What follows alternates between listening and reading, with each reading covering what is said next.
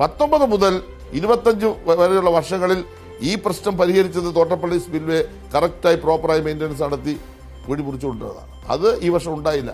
അത് ഉണ്ടാകാഞ്ഞത് ഗവൺമെൻറ് തകരാറാണെന്ന് ഞാൻ പറയുന്നില്ല. അത് ഉണ്ടാകാഞ്ഞതിൻ്റെ പിന്നെ ഒരു ഗൂഢാലോചന ഉണ്ട്. ആ ഗൂഢാലോചന ഒരുപക്ഷെ ഗവൺമെൻറ്റുമായി ബന്ധപ്പെട്ട് തർക്കങ്ങളായിരിക്കാം. അതിന്റെ ഭാഗമായിട്ടാണ് സംഭവിച്ചെന്ന് ഇപ്പൊ എനിക്ക് പറയേണ്ടി വരുന്നു. നമുക്കറിയാം, കഴിഞ്ഞ കുറച്ചധികം ദിവസങ്ങളായി വളരെയധികം ആകാംക്ഷയോടെ അല്ലെങ്കിൽ ശ്രദ്ധയോടെ നമ്മൾ നോക്കുന്ന ഒന്നാണ് ഈ കുട്ടനാട്, അപ്പർ കുട്ടനാട് മേഖലകളിൽ ഇന്നത്തെ ജനങ്ങൾ അനുഭവിക്കുന്ന ദുരിതങ്ങൾ. അതിന്റെ കാരണം തേടിയുള്ള യാത്രയിൽ നമ്മുടെ മുമ്പിലേക്ക് എല്ലാം എത്തിയ ഒരേ ഒരു ഉത്തരം എന്ന് പറയുന്നത് തോട്ടപ്പള്ളി സ്പിൽവേ ആണ്. കൃത്യമായ പ്രവർത്തനങ്ങൾ നടത്താത്തത് കൊണ്ട്, ഈ പൊഴി മുറിക്കാത്തത് കൊണ്ട് മാത്രം ദുരിതത്തിലായ ഒരു സംഘം ജനതയുടെ സങ്കടങ്ങളും കണ്ണുനീരും ഒക്കെ കഴിഞ്ഞ കുറച്ചധികം ദിവസങ്ങളായി നമ്മളിലേക്ക് എത്തിയിട്ടുണ്ട്. ഒരു മഴ കനക്കുമ്പോൾ ഉണ്ടാകുന്ന പ്രശ്നങ്ങൾ എത്രത്തോളമാണ് അവരിൽ ഭീതി ഉണർത്തുന്നതെന്ന് അവരോടുള്ള ഓരോരുത്തരും നമ്മളോട് പറഞ്ഞതാണ്. അവർക്ക് വേണ്ടി സംസാരിച്ച ഏറ്റവും പ്രധാനപ്പെട്ട ഒരു ജനപ്രതിനിധി എന്ന് പറയുന്നത് MLA സജി ചെറിയാനാണ്. അദ്ദേഹം ഇപ്പോൾ ഇതാ നമ്മളോടൊപ്പം ഗുഡ് മോർണിംഗ് കേരളത്തിൻ്റെ ഭാഗമാകുന്നു. നമുക്ക് അദ്ദേഹത്തിലേക്കാണ് ഇനി പോവേണ്ടത്. സർ, വളരെയധികം സന്തോഷം ഈ തിരക്കുള്ള സമയത്തിനിടയിൽ ഞങ്ങളോടൊപ്പം ചേർന്നതിൽ. ആദ്യം തന്നെ അതിൻ്റെ ഒരു നന്ദി, സ്നേഹം അറിയിക്കുകയാണ്. ഈ ഒരു സാഹചര്യത്തിൽ നമ്മുടെ എല്ലാം മനസ്സിൽ വീണ്ടും മഴ കനക്കുന്നു, വീണ്ടും ഓറഞ്ച് അലർട്ട് വന്നിരിക്കുകയാണ്. ഈ മഴ, കഴിഞ്ഞ ദിവസങ്ങളിൽ പെയ്ത മഴ എത്രത്തോളം കുട്ടനാട്, അപ്പർ കുട്ടനാട് മേഖലകളിലെ സാധാരണക്കാരുടെ ജീവിതത്തെ പിടിച്ചുലച്ചിട്ടുണ്ടെന്ന് നമുക്കറിയാം. അന്നെല്ലാം താങ്കൾ ഏറ്റവും പ്രധാനമായും പറഞ്ഞൊരു കാര്യം, ഈ പ്രശ്ന പരിഹാരത്തിന് ഈ ജനതയ്ക്ക് എങ്ങനെയാണ് ആശ്വാസമാവുക, എവിടെയാണ് പാളിയത്, ആ പാളിച്ചകൾ ഓരോന്നും താങ്കൾ എടുത്തു പറയുകയുണ്ടായി. നിലവിൽ അവിടുത്തെ ഒരു സാഹചര്യം അതെന്താണ്? ഈ പൊഴി മുറിക്കുവാനുള്ള പ്രവർത്തനങ്ങളൊക്കെ നടക്കുന്നു എന്നാണ് കഴിഞ്ഞ ദിവസം കൂടി ജില്ലാ കളക്ടർ ഉൾപ്പെടെ പറഞ്ഞത്. നിലവിൽ അവിടെ പ്രവർത്തനങ്ങൾ നടക്കുന്നുണ്ട്. എന്താണ് നിലവിലത്തെ സാഹചര്യം? അതായത് ഞാൻ പറഞ്ഞോട്ടെ, കിഴക്കൻ ജില്ലകളിൽ മഴയുണ്ടായി കഴിഞ്ഞാൽ അവിടുന്ന് ഒഴുകി വരുന്ന വെള്ളം സ്വാഭാവികമായി എത്തപ്പെടുന്നത് ചെങ്ങന്നൂർ, തിരുവല്ല, കുട്ടനാട് മണ്ഡലങ്ങളിലെ പ്രദേശങ്ങളാണ്. ഇതൊക്കെ അറിയാവുന്നവർ തന്നെയാണ് നമ്മുടെ കേരളത്തിലെ ഭരണാധികാരികൾ. അവർക്കാർക്കും അറിവില്ലാത്ത കാര്യമല്ല. എനിക്ക് ഗവൺമെൻറ്റിനെ പറ്റി ഈ കാര്യത്തിൽ വിമർശനമൊന്നും ഞാൻ ഉന്നയിക്കാനല്ല ഉദ്ദേശിക്കുന്നത്. കാരണം ഇത് രാഷ്ട്രീയ പ്രശ്നമായിട്ട് എടുക്കാനും ഞാൻ ഉദ്ദേശിക്കുന്നില്ല.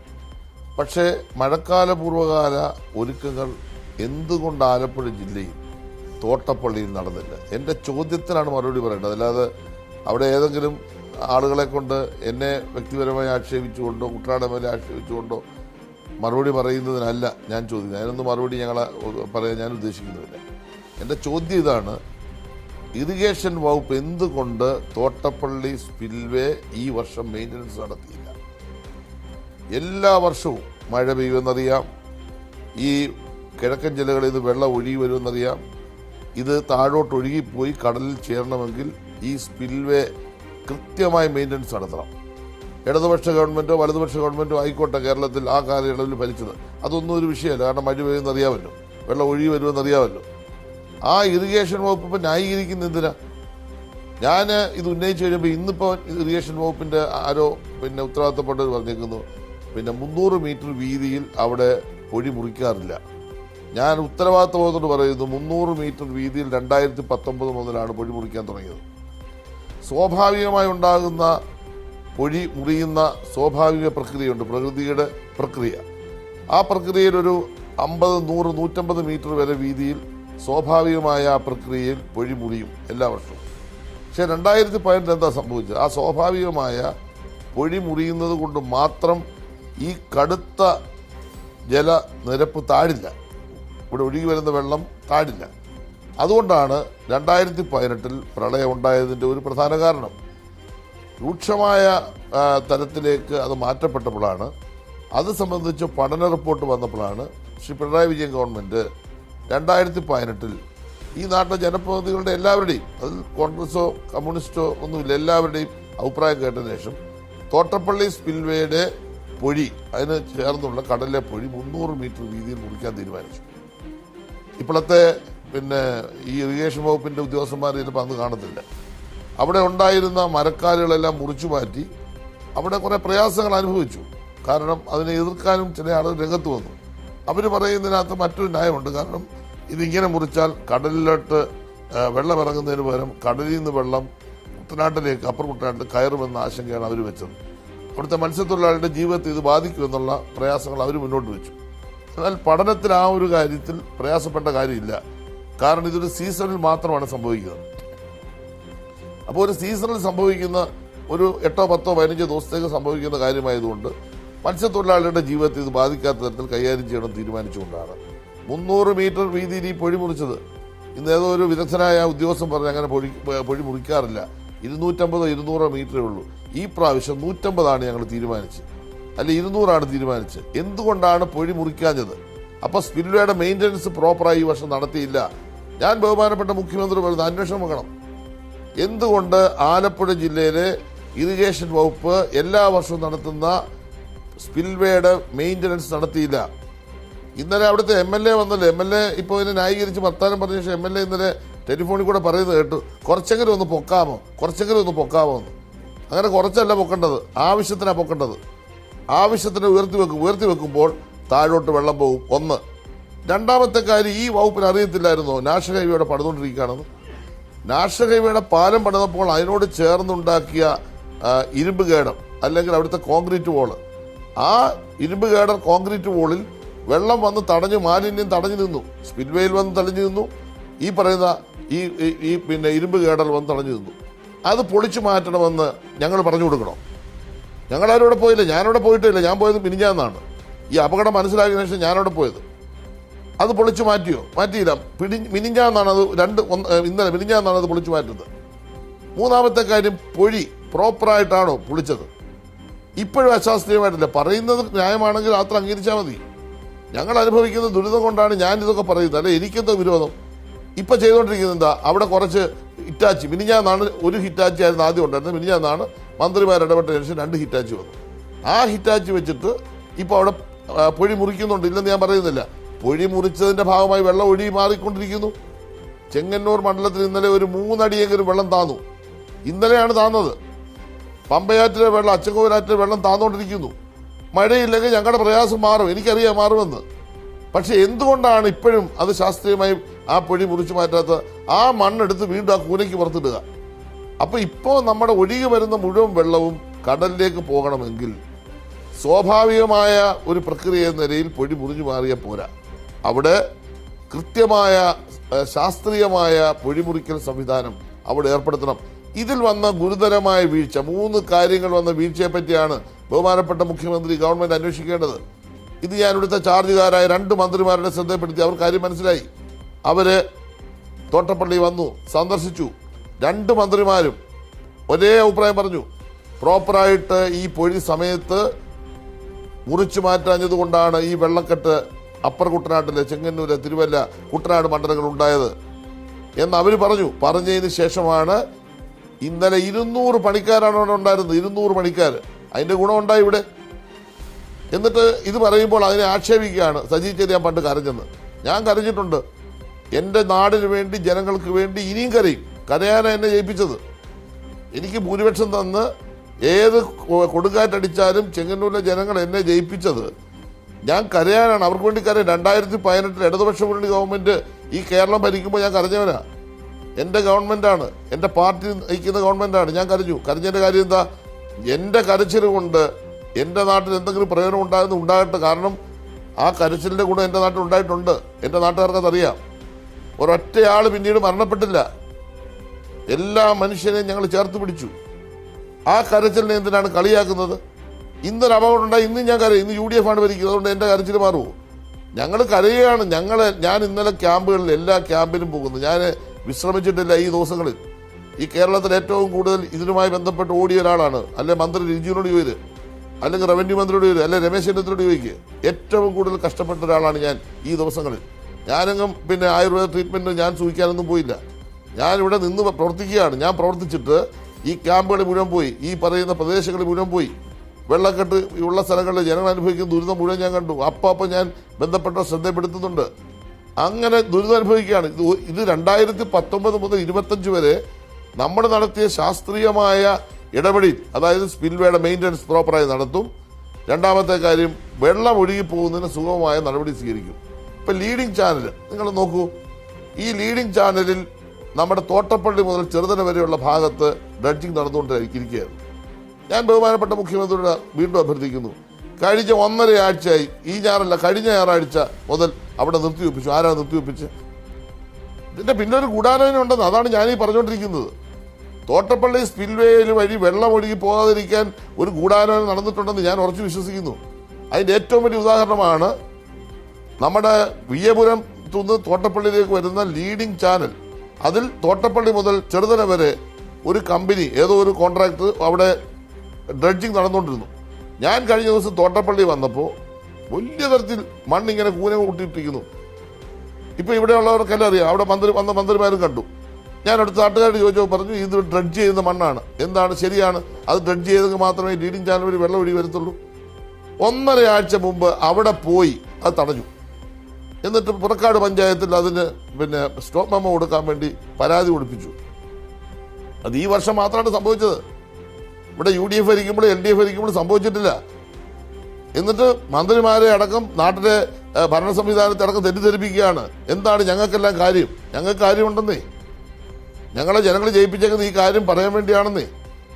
തോട്ടപ്പള്ളിയിൽ സ്പിൽവേ പ്രോപ്പറായി പ്രവർത്തിച്ചില്ലെങ്കിൽ, അവിടെ നിന്ന് വെള്ളം ഒഴുകിപ്പോയില്ലെങ്കിൽ, പൊഴി മുറിച്ചില്ലെങ്കിൽ ഇപ്പോൾ അനുഭവിക്കുന്ന ദുരിതം ഞങ്ങൾ അനുഭവിക്കും. ഇപ്പോഴും നിങ്ങൾ ചെന്നിത്തല, മാന്നാർ, കുട്ടനാട്, ഈ പറയുന്ന അമ്പലപ്പുഴ, എന്നെ ഇന്നലെ ആക്ഷേപിച്ച MLA മണ്ഡലം അമ്പലപ്പുഴ, ബഹുമാനപ്പെട്ട മന്ത്രി രമേശ് ചെന്നിത്തല മണ്ഡലമായ ഹരിപ്പാട്, അതിൻ്റെ താഴ്ന്ന പ്രദേശങ്ങൾ നിങ്ങളിപ്പോൾ ഒന്ന് സന്ദർശിക്കുക.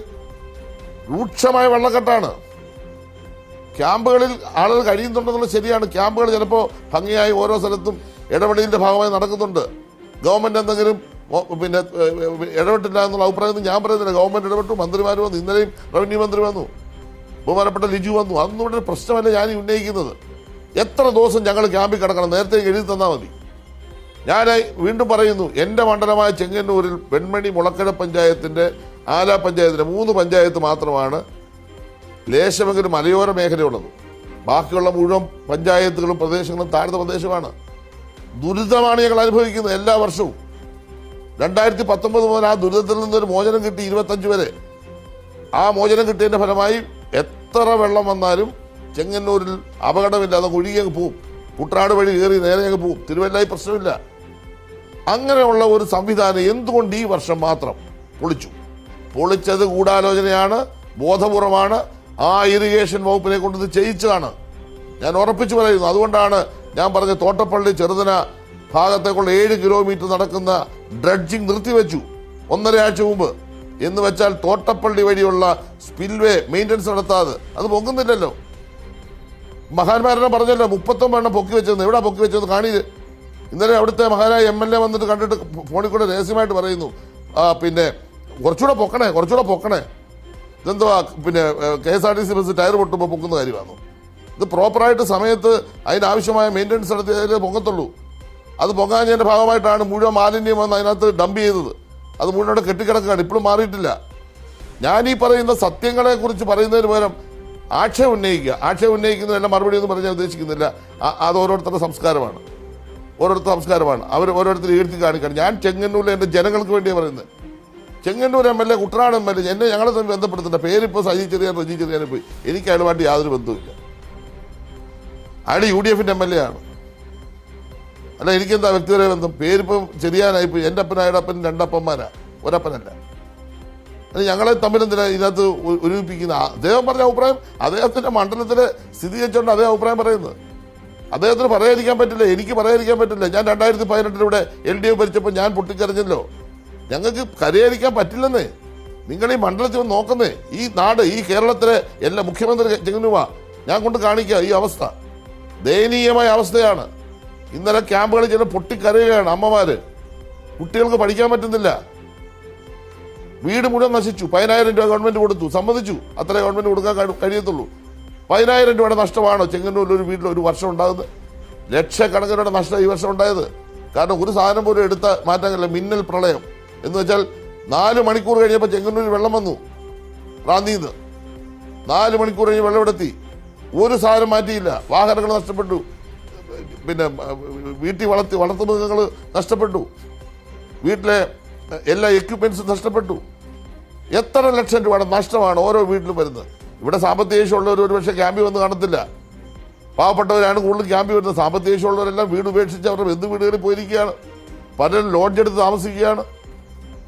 ഇത്രമാത്രം ദുരന്തം അനുഭവിക്കും. ഇപ്പം 2500-3000 പേര് ക്യാമ്പിലുണ്ടെങ്കിൽ ചെങ്ങന്നൂർ മണ്ഡലത്തിൽ 10-70 ക്യാമ്പിൽ വരാത്തടക്കം 10-15,000-ഓളം ആളുകൾ ചെങ്ങന്നൂർ മണ്ഡലത്തിൻ്റെ വിവിധ ഭാഗങ്ങളിൽ നാട് വിട്ടുപോയി, അല്ല ക്യാമ്പിലേക്ക് പോയി.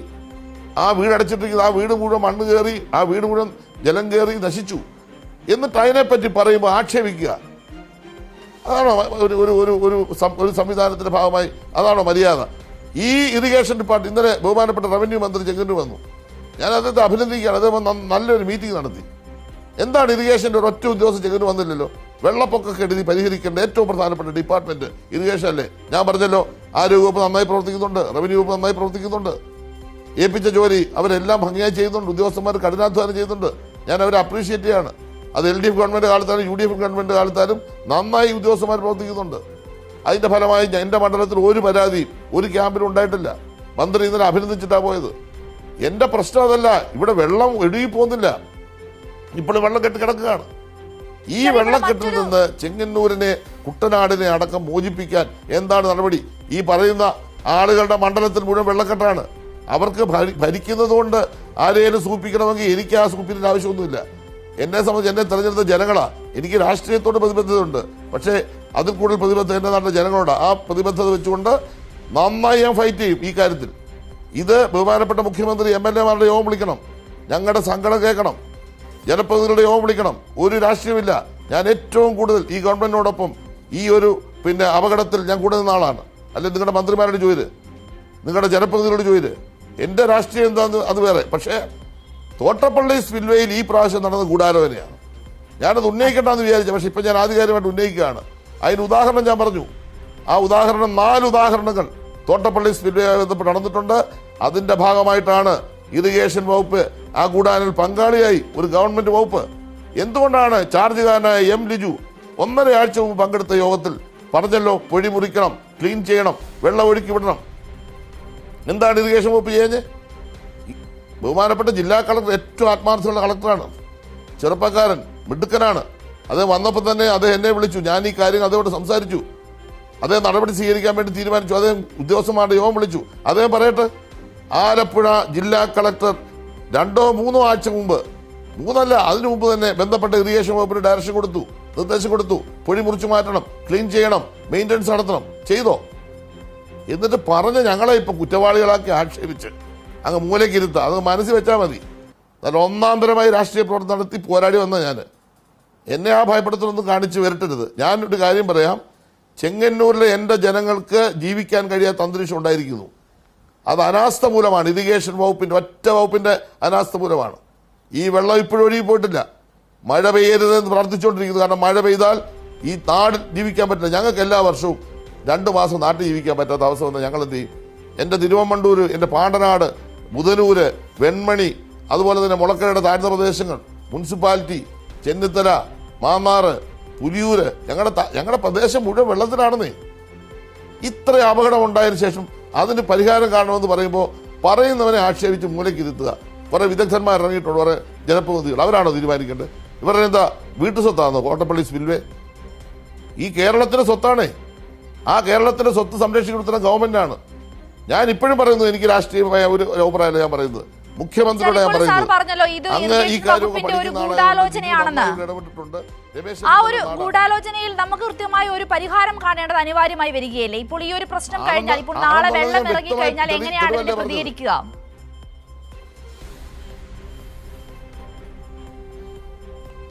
ഇത് ഗൂഢാലോചന ഈ പ്രാവശ്യം നടന്നുള്ളതിന്റെ ഏറ്റവും വലിയ തെളിവാണ് തോട്ടപ്പള്ളി മുതൽ ചെറുതല വരെയുള്ള 7 കിലോമീറ്റർ ദൂരത്തിൽ നടന്നുകൊണ്ടിരുന്ന ലീഡിംഗ് ചാനൽ ഡ്രഡ്ജിങ് നിർത്തിവെപ്പിച്ചെന്ന്. ആ നിർത്തിവെപ്പിച്ചതിനെ പറ്റി എന്താ മറുപടി പറയട്ടെ ഈ പറയുന്ന മഹാന്മാര്? 1.5 ആഴ്ച മുമ്പ് നിർത്തിവെപ്പിച്ചു. അവിടെ മണ്ണ് കൂന കൂട്ടിയിട്ടിരിക്കുന്നു. ഇപ്പൊ തന്നെ നമ്മൾ ബഹളം വെച്ചോണ്ടല്ലേ അവിടെ 2 ഹിറ്റാച്ചി ഇറക്കി തോട്ടപ്പള്ളി പൊഴി മുറിക്കുന്നത്. അത് അശാസ്ത്രീയമാണെന്ന് പറഞ്ഞാൽ അത് അശാസ്ത്രീയമാണോ ശാസ്ത്രീയമാണെന്ന് നോക്കണ്ടേ? അത് ശാസ്ത്രീയമല്ല. കാരണം എടുക്കുന്ന മണ്ണ് അവിടെ കൂട്ടിയിടുന്നു. ഞാൻ പറഞ്ഞാൽ ഈ മണ്ണ് ഇങ്ങോട്ട് കൊണ്ടുപോകണമെന്ന് എനിക്ക് അഭിപ്രായം, എവിടെ വെള്ളം മാറ്റി കിട്ടും. പക്ഷേ ഈ ഒരു സീസണിൽ ആ മണ്ണ് സമയത്ത് മാറ്റണം. 300 മീറ്റർ വീതിയിലാണ് ആ പൊഴി മുറിച്ചുകൊണ്ടിരുന്നത്. ചിലപ്പോൾ അത് 300 വരെ മുറിക്കണമെങ്കിൽ മുറിക്കാം, 250 മതി, 250. അതൊക്കെ സാങ്കേതികമായ കാര്യങ്ങളാണ്. പക്ഷെ ഗവൺമെന്റ് ഡിസിഷൻ 300 മീറ്റർ വരെ മുറിക്കണം. എങ്കിലേ ഏത് തരത്തിലുള്ള വെള്ളം ഒഴുകി വന്നാലും വലിയ തരത്തിൽ വെള്ളം വരും. അത് 2012 കണക്ക് വെച്ചായിരിക്കാം. ഈ പ്രാവശ്യം 250 മതി. നിങ്ങൾ 250 പോയിട്ട് 50 മീറ്റർ നിങ്ങൾ മുറിച്ചോ?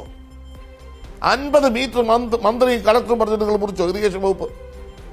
എന്നിട്ട് ആ ഇറിഗേഷൻ വകുപ്പിന്റെ എക്സിക്യൂട്ടീവ് എഞ്ചിനീയർ 2 ദിവസം മുമ്പ് കൂടിയ ഇന്നലെ മിനിഞ്ഞാന്ന് കൂടിയ മന്ത്രി രിജുവിന്റെ യോഗത്തിൽ പറയാണ് സ്വാഭാവികമായി പൊട്ടും. ഇവിടെ വെള്ളത്തിനകത്ത് കിടക്കുക ഞങ്ങൾ വെള്ളത്തിനകത്ത് കിടക്കുകയാണ്. ചെങ്ങന്നൂരുകാർ, അപ്പർ കുട്ടനാട്ടുകാർ, പിന്നെ കുട്ടനാട്ടുകാർ.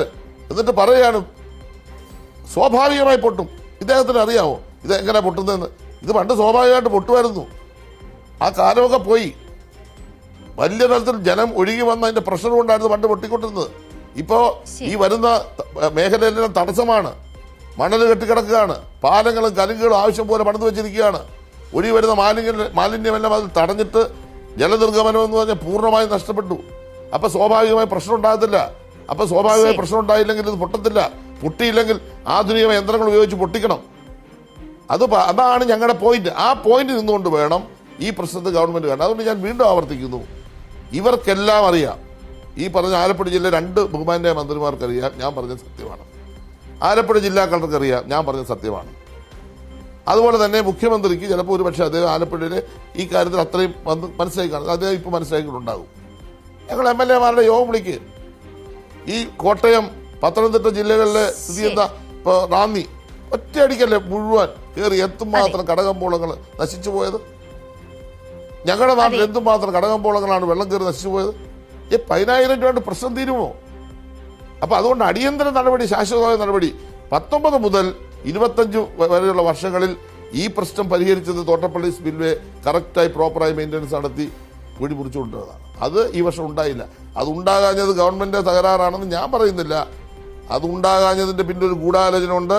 ആ ഗൂഢാലോചന ഒരുപക്ഷെ ഗവൺമെന്റുമായി ബന്ധപ്പെട്ട് തർക്കങ്ങളായിരിക്കാം.